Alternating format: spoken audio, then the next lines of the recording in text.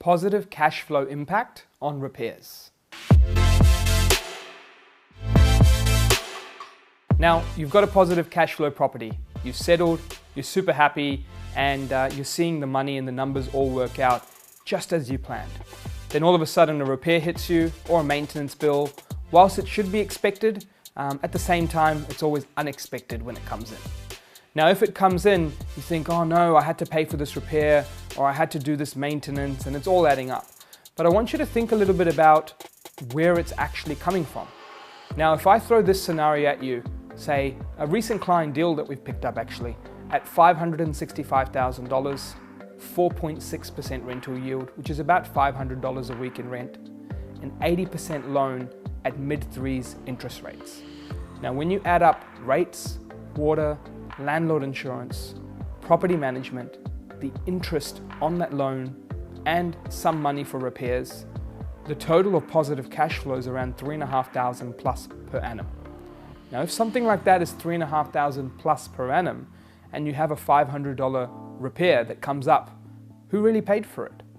Well, it's actually your tenant that paid for the repair, because that $3,500 positive cash flow may now come down to $3,000. What if you had another $1,000 repair bill? That's now $2,000.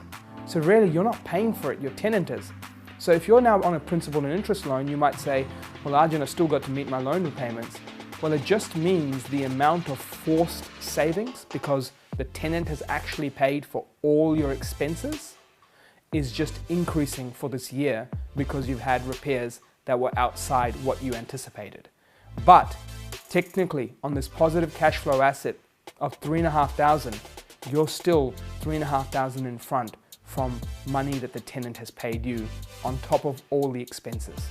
Now, when you're considering that, sure, for that year it impacts your overall returns, but you didn't actually pay for it. When you have a mentality and a mindset that starts to look at repairs in this way, you start to focus on two things. One is the long-term capital growth. Number two is just the appropriate buffers and budgets. And then number three is always that forward thinking and growth mindset, considering that you never really paid for these repairs to begin with.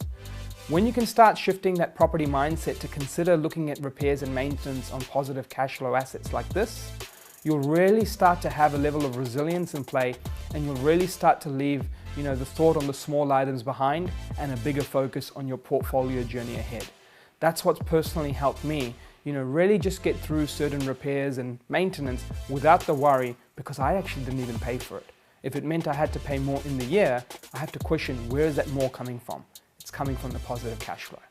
So when you start to get yourself in these scenarios, this is really where you can start to take that next step in your portfolio with that added mindset and added clarity. But that's it actually from us here at InvestorKit, the experts in wealth creation, helping you take action.